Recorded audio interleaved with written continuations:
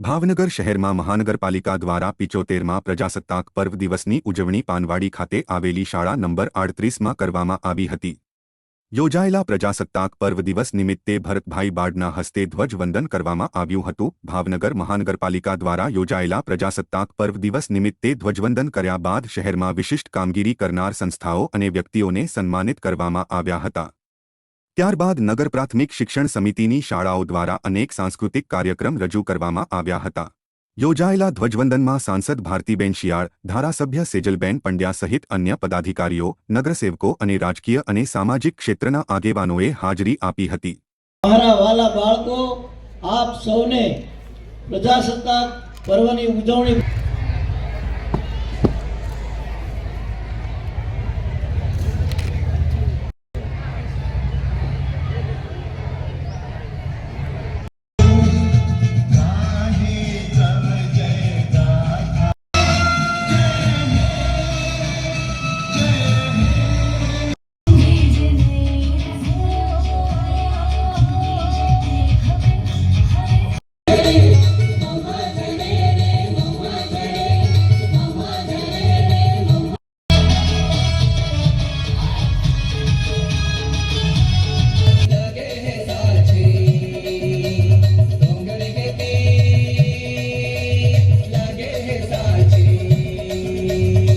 આજે આ ખુલ્લા આકાશમાં તિરંગાને છૂટો મૂકશે।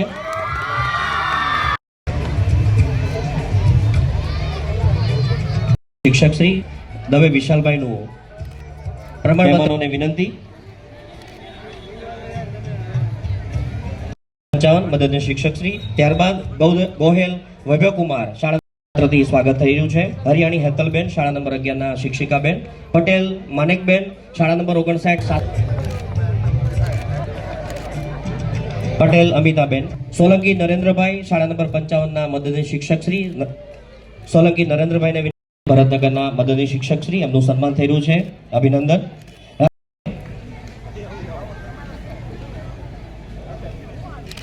થઈ રહ્યું છે પ્રતિભાશાળી શિક્ષકોનું સન્માન કરવામાં આવે છે। આ વર્ષે પણ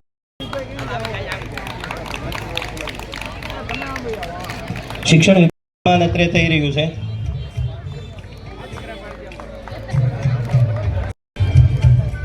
ત્યારબાદ શ્રી ખીમાભાઈ સાટિયા અને શ્રી રુસ્તમ પ્રતિભાશાળી શિક્ષકોનું સન્માન કરવામાં આવે છે। આ વર્ષે વિરોધ જેવી પ્રતિકૂળ પરિસ્થિતિમાં પણ પૂર્ણ નિષ્ઠાથી ફરજ બજાવી ઉત્કૃષ્ટ કામગીરી કરવા બદલ તેઓનું અત્રે સન્માન થઈ રહ્યું છે, કરવામાં આવે છે।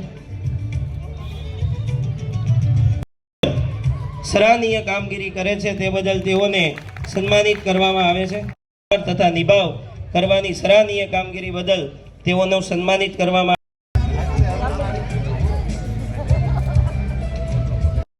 એન્ડ સેવા ચેરિટેબલ ટ્રસ્ટ